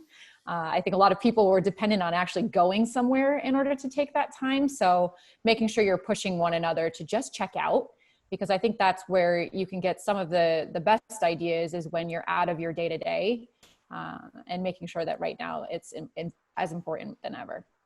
Yeah, I agree. I think that's one of the biggest things that I've been trying to get across to my team too. You need to take those days, even if it's just a mental health day or just to try to disconnect for a little bit to kind of refresh and reboot and then get back in there. So one question that I think is really interesting that we were thinking about is, do you have a space in your home that helps you inspire your creativity? And then was it there pre-COVID, or did you actually design and create a space when you started working from home in order to help bring out that creativity? Why don't we start with you on that one, Greer? Sure. Yeah, it's funny. My workspace is very utilitarian. And I think that probably instead of having a space in my house that I try to use to provoke creativity, it's more about just getting out of it. like getting out of the routine that is so centered around my living space and trying to take a walk around the neighborhood, you know, just be outside as much as possible and get those kind of different perspectives than just looking at your desk all day. Because I think some of those routines that we had pre-quarantine, you had some of those things built in, right? If you were commuting on public transportation, you're getting out in the world, you're seeing different people, you know, you're taking lunch and you're going out and getting lunch somewhere. Maybe you're getting a coffee with a coworker. And when those things go away, Liz, I loved what you had to say about being deliberate about things, because I think you have to be much more deliberate about setting aside the time and the space to try to spark that creativity than maybe we had to do before. Yeah, I absolutely agree with that. I think the thing we've been talking about a lot is just how much the work day and your personal life have just merged together, right? There's not that leaving. It's like, okay, I went from the kitchen to my desk area. Now I'm going back to the kitchen to grab something to eat. And there's not that differentiation that we all probably really need more. I saw a great meme on Instagram the other day that was, it's not working from home, it's living at work. Yeah, that is a really good one. Which can feel true, but I do think that means you have to be deliberate about, and I'm sure that there are people who create spaces within their homes that feel more inspiring to them. But for me, it's definitely just getting out of there. Yeah, absolutely. I like that. What about you, Dustin? Yeah, it's funny. I mean, I live in this like shoebox-sized apartment in Somerville, and we're right on a major road. There's noises going on. I've got animals. I'm surprised my cat hasn't jumped up here right before we were about to go on. She just kept on coming up here. I was like, oh my God, I know this is going to happen. But yeah, so, you know, to me, I think I don't really have the ability to, you know, sort of move around within my own space. And I got to say, from the work that we do, which is primarily, you know, production work, you know, the biggest adjustment and change is just being in one place. That was almost, that was probably the reason why I chose this industry, is that I really needed that change of scenery and needed that change of every day-to-day routine. So, you know, getting in a routine, I think, was the hardest thing for me and probably everybody on my team as well. So I think what we try to do is to keep things interesting. You know, working from home should have its advantages. It should feel better than working at work. So, you know, what we try to do and really promote is a lifestyle company that, you know, supports our lifestyles in and out of the workplace. So, you know, taking a couple hours off in the morning to go for a run at a park or go for a hike, or I'm a big surfer, so whenever the conditions are good, I go and do that. And, you know, I find that working from home makes that a lot easier. And, you know, just not having to worry about your commute or sort of all that wasted time. You know, that should be the perk of working from home. And if we're not doing that, then we're doing something wrong. Yeah, I agree with that 100%. What about on your side, Liz? So I do have a space at home. Ironically, I'm not there. So clearly I've been trying to get out of my space too. But when I am there, it is a space I had before. My fiance built a desk on a garage door opener that goes from sit to stand to the ceiling, which has been perfect during these times. Because, you know, I take it down in the morning when I'm ready to work and I put it back up at the end of the day. So I think again, going back to the notion of being deliberate, like literally actually putting your stuff away, has been helpful for me too, in order to just kind of have that space to just clear my mind and think and not worry about just the execution of the day-to-day. Yeah, I agree with that. I've really been trying to be deliberate with that as well. So we talked a little bit about some of those water cooler moments. We're all in an industry that those are big things, and big ideas can come up from those when you're in the office. And so I guess, what have you guys done to develop ways to substitute those water cooler moments that really can be a source of great ideas, whether it's on the agency side, on the brand side, or on the creative side? So why don't we start with Dustin on that one? Yeah, so, you know, I think I touched on some of these things before. You know, it's definitely sort of creating that space and that time to just shoot the shit. And we tend to do this just by building more time into our regular team meetings, you know, and making sure that we're hearing from everybody. Obviously, I feel like what happens in video chats is that the more vocal people, usually me, on the team are going to be the one that hog that time. So really making sure that I'm shutting up and letting other people kind of you know, take the floor and just to talk with sort of without the aptitude to really have to get it done, right? Like just kind of taking that pressure off, I think has really helped. You know, I will say the other thing that I think is really great is, you know, when you are meeting with people, especially taking the time to do one-on-ones and things like that, you know, take this time to do what you wouldn't be able to do when things were very busy, right? You know, take the time to really talk about someone with maybe their goals or their personal life or things like that. You know, I definitely kind of had this looking glass back into, you know, pre-COVID times just to see how just flat out busy I was and all these things that were sort of missing from my life. And I really try to, you know, work those in on a regular basis and sort of, you know, not take for granted, you know, the things that are sort of more important than work. Funny, Dustin, I think talking about one-on-ones, I think my one-on-ones personally have completely morphed the way that we run them. It used to be that, you know, they were half an hour and they were very based on connecting on specific items that were happening and more of a status update. And now I find all of them go a half hour over. So it's like I'm having hour-long meetings and the first half is just shooting the shit because that's what we need. We don't have that. And that is where some of the best ideas and thinking and philosophizing happen, because it's like you need that outlet for it. So yeah, I think it's been interesting to kind of watch how one-to-one meetings can morph like that. And that's kind of like giving it a plan, like giving it a deliberate time to have that free discussion when you know you don't have an agenda. But then I've also on the other end of the spectrum just started calling people randomly. Like we got to a culture in our old office where it was kind of like you had to text someone or Slack someone before you called them, like, hey, are you free? I'm like, let's get rid of that norm. Let's just like call each other, a Slack call or whatever. And if you don't pick up, that's fine. Right. But like we need to have those moments where we feel like we're able to pick up the phone and talk to someone and say, I have an idea, or can I bounce this off of you? And it's all about finding those spaces that feel a little bit more unstructured so you can have those good ideas bubble up. Yeah, I think so. It's given us a really good opportunity to reset some of what was considered the norms in work life on a daily basis and reprioritize what we feel like is important. And I think a lot of new strategies and ways to deal with these kinds of things are going to grow from it. I mean, Greer, I bet that even when we do get to what is considered our new normal, you'll probably still continue with that type of one-on-one setup moving on forever now. Yep. Yeah. How about you, Liz?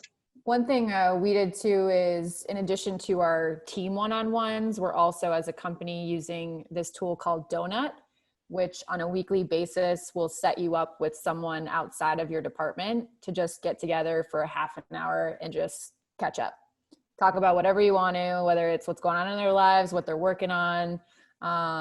It's been really awesome just to kind of maintain that connection to those people that you would see around the office, but you don't work with on a day-to-day basis. Mm-hmm. And two, like I found that has resulted in new projects starting. Like one member of my team met with someone on the analytics team, and now they're working on some visualization project together that we weren't doing beforehand.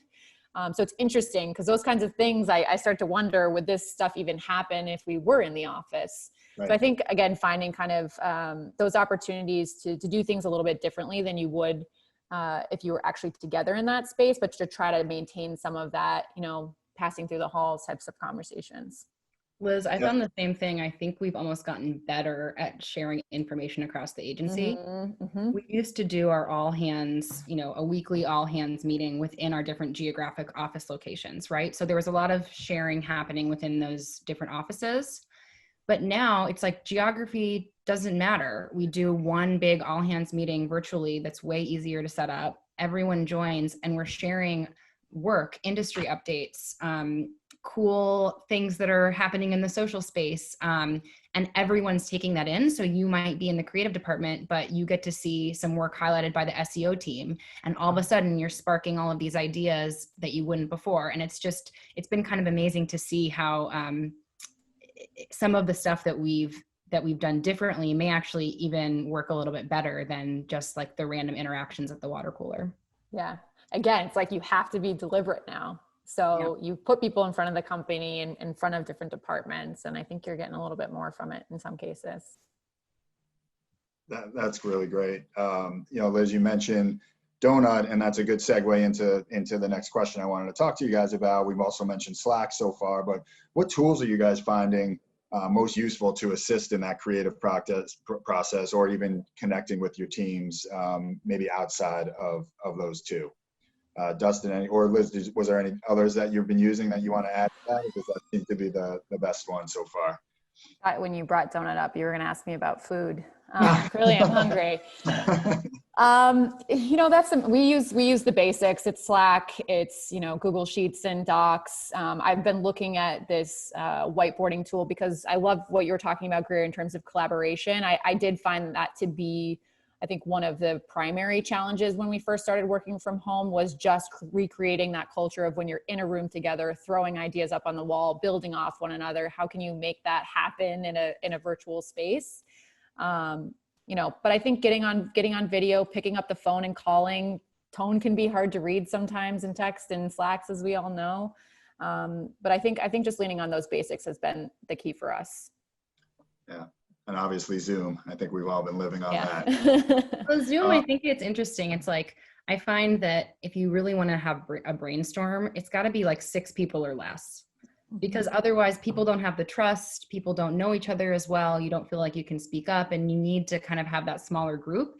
And then you need to have a place that you can all be looking at, and like a whiteboard, like a digital whiteboard. And so I think, Liz, it's like Google Docs has become the digital whiteboard. And I know there are tools, like we're looking into a bunch of investments for things like Miro and things that are really built for that a little bit better. But just like a basic collaborative document that you can all be writing in at the same time, like does wonders.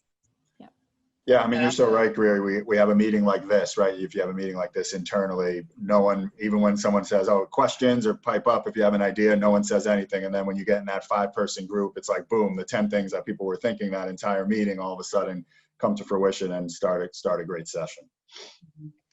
Yeah, I'm just so amazed. We've had all these tools for a while, right? And I think when you're a small team, you tend to avoid using them and just say, all right, I'm just going to go talk to this person. They're sitting right there, right? But for us, we've just gotten so much better at using them. And we're also using them with our client. We actually do a lot of work with AmpGreer, and you guys are hardcore Google users, which we love. And it's just so easy for us to be collaborating on things now. With our clients, and it kind of takes a little bit of the pressure off of the typical formality of doing work and reviewing work when we're all kind of in it together. So I've really been impressed with that, or just our growth. But I think the challenge that we have in production is obviously doing what we do virtually. That there's a lot of roadblocks, and pretty much all we do now is sort of solve problems around those roadblocks. Right. One thing that we've really found that works for post-production and editing, where typically we'd be having clients come in and edit with us, sitting with us in the space, is we've been using a program called Discord, which is traditionally a gaming software. Has that streaming capability, but also has some open voice channels so that you can be sharing a screen and be talking fluidly, just as we are here now, or you sort of simulating that in a room. So I definitely would recommend Discord to anybody who's doing a lot of screen sharing, especially if it involves sort of that high quality stream that you need. Great, take that one down, guys. All right, so last question. We're running on time, so let's talk about this one a little bit, and then hopefully we have a few minutes for a question or two from the audience. But one thing that a lot of us have been thinking about is just the ideas and the concepts that are coming up. We've talked about it a little bit today. So give us an idea or a concept that you or your team came up with during COVID that you feel like happened because you were at home? Maybe a philosophy changed or a way of thinking about something changed, and this idea came to fruition. Dustin, you want to start with that one? Yeah, sure. We had a really fun project with Boston Dynamics, who had been a client of ours. We had done this sort of big launch around its robot dog, which I'm sure you guys are familiar with, Spot, the dog that scares the living daylights out of every living human, with good reason. So, you know, it's always a challenge when you're working with a product like that to humanize a product like that, and kind of make it feel fun and familiar and exciting. You know, but not being able to shoot any original content was a major roadblock. We had gone in the previous round and created a whole obstacle course in which this robot navigated. So this had to be a much different project, just knowing that we couldn't do that. You know, so we started looking at the things that we could do, you know, which is, you know, using things that are already existing out there, you know, the assets that the client already had, which is largely just lab footage. You know, motion graphics is obviously something that we can always create. And you know, we were in the very early stages of entertaining, you know, how do we shoot safely? And really that came to either, you know, fully, you know, unsupervised shoots with just, you know, a camera operator and that's it. Or completely remote robotic type shoots, which people had been doing as well. So we kind of opted for, you know, a really small confined shoot that we did in a local studio. That sort of happened simultaneously as we are, you know, writing a script with the client. You know, we get 7 terabytes worth of lab footage dumped on us that we have to sort our way through. And, you know, there's this sort of organic process that's all happening simultaneously, where traditionally these things would have been phased out over the course of weeks and months. We were, you know, having a very quick turnaround, and found that the group collaboration with everyone being at home was really clicking, was really working for us. So, you know, all said, it's something that we're really proud of. Shameless plug, you can go to our website, vagrants.com, and watch it. And whenever you're producing something for Boston Dynamics, you know that it's going to be ripped to shreds and watched on YouTube and have 1 million people comment on it. And we were lucky that the comments stayed largely PG with this one. So yeah, nice. How about you, Greer? Yeah, we've it's interesting. We've done a lot of really exciting work since COVID happened that I think has definitely been fueled by the work from home situation. We have one client, it's Extra Space Storage. So they're all about storage. And they had a brand campaign set to go live. And then everything changed, and the cultural context just didn't, we had to go back to the drawing board. We're like, we have to start over. And so we did some really deep diving into understanding, like, how is the concept of home and the role that your home plays changing? And we found that, you know, whereas your home used to really be the hub of your universe, now it's the whole universe. And we saw people, really a trend of people decluttering, and as they focused on their home, really trying to pare down to the things that they felt were most important to them.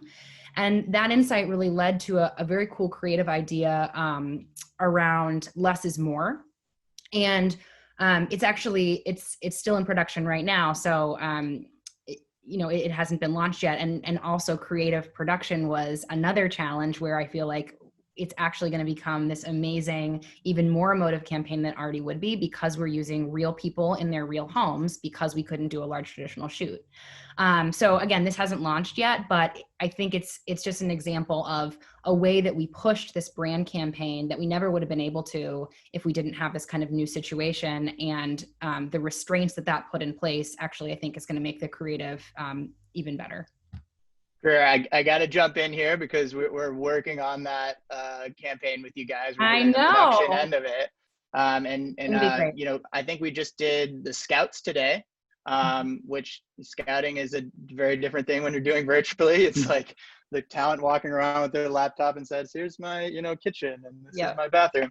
And you know, the shoot's going to be done completely remote. You know, director, talent, you know, creative all having, you know, connectivity virtually, and we'll be controlling their cameras remotely too. So, you know, this is the new norm for us, and we're really excited this one came through. Yeah. That's awesome. Love it. Liz, what about you? Let's wrap up with your work from home ideas. Sure. I'm gonna go declutter my house as soon as I get home and watch that video spot because I live for all Boston Dynamics content. So this one was less of, I would say, an idea that was sparked because we were home, and I think more just I think there were some learning lessons in the execution for us. If anyone on this call is a Drizzly customer, they may remember in the last couple of months receiving an email that was littered with lorem ipsum and X's and a terrible subject line that was something like "Let's party" brackets name. So essentially, we were migrating our MCCP, and one of our test emails got loose and sent to hundreds of thousands of our customers. I received a text from one of my girlfriends who sent me a screenshot and was like, "Did you guys mean to send this?" So basically what happened was I saw that come through and immediately went to Slack and pinged both my team and our CRM team to see who was around to hop on a call to figure out what we do with this. So basically wasting no time in trying to figure out what happened, because I was excited because I saw it as a brand opportunity. Because we are very much a fun, a reverent, offbeat human brand. And what do people love more than when marketers mess up and send out emails with a bunch of dummy text? So you know, we very quickly got on a call together. Everyone jumped on, quickly concepted against it. Our writer got on developing the copy. You know, naturally we decided to blame it on our dog. We knew that our customers love dogs, and who doesn't love that age-old story of your dog eating your homework? And then, you know, it was just one of those things that, you know, everyone was hyped up in the moment, and it snowballed off of each other. And we decided to create a lorem ipsum promo code and a lorem ipsum cocktail recipe. And our CRM team was kind of right there with us and was able to put it all together and get it out the door within a couple hours. So we were definitely getting lit up on Twitter at that point with people, you know, asking us why we were calling them name. But as soon as we got the follow-up email out, the response was pretty awesome. People responded incredibly positively. The promo code had something like 10 times the normal redemptions that we were seeing.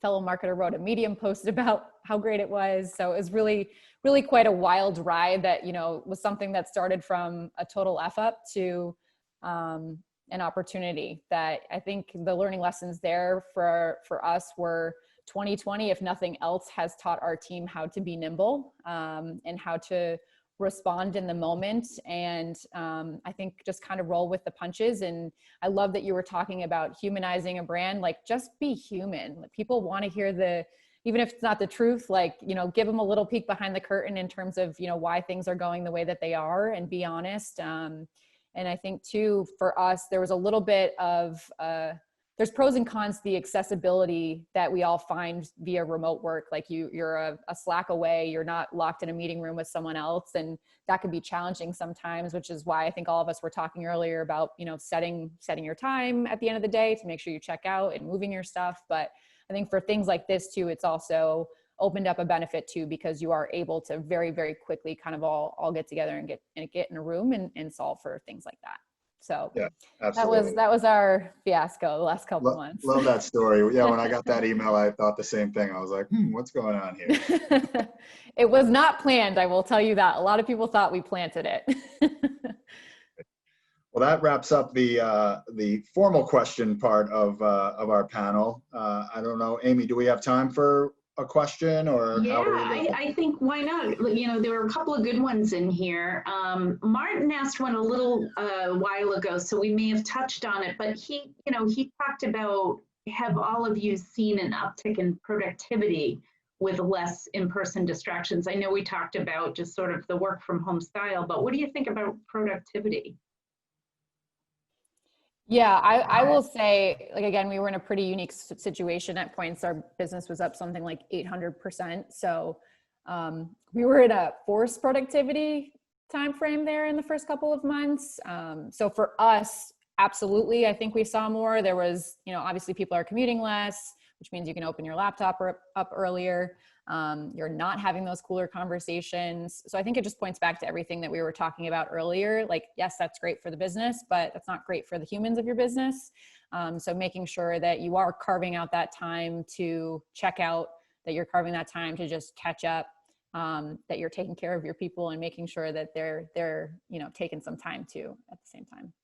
That's great.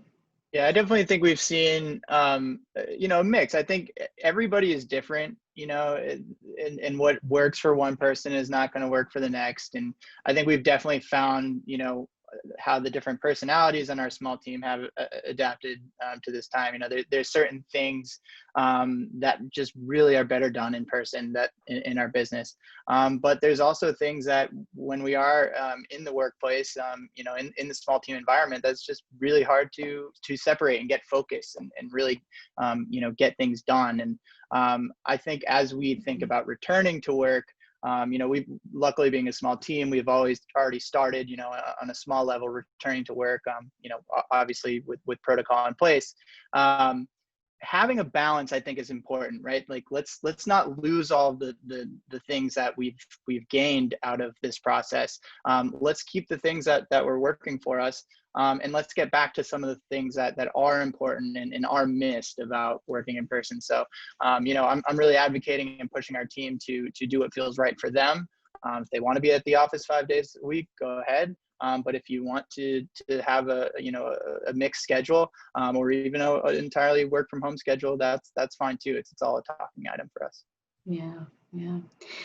Jess had a really good question here. She said, do you have any tactics to successfully tap into your internal resources who are not your stereotypical creative?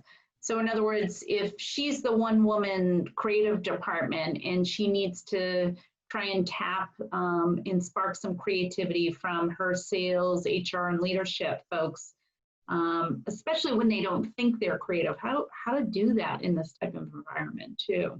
Yeah, we talk a lot about that at AMP. I think when people hear creative agency or advertising agency, they're thinking of the creative department. But the way that we think of creativity is that everything we do should be done through a lens of creativity. We need to bring that thread through and be creatively problem solving and bringing different ways to approach things and tackle things. So, I think getting that mindset in everyone that, like, just because your title doesn't say creative doesn't mean that you're not creative. And then we work really hard to develop practices to try to promote that. So practices around getting people to question, why are we doing something this way? Is it because we've always done it this way, or is there a better way to do it? Actively bringing in new perspectives from different departments, from different cultural backgrounds, to be able to look at things from different and unexpected angles. So I think it's really a long-term cultural piece that happens deliberately and over time to get everybody in your organization thinking very, very creatively. Yeah, I like how you addressed it, creative problem solving, because I think if you said, hey, can we spend some time brainstorming, someone in HR might say, oh, that's not my area of expertise. But when you frame it like creative problem solving, it feels very different too. Mm-hmm. I like that. There was one more question here that I think you started to touch on, Dustin, but certainly I think it's really interesting, which is, post-COVID, what does the best of both worlds look like when it comes to combining virtual and in-person creativity? I mean, this is going to be a really interesting one for folks, right?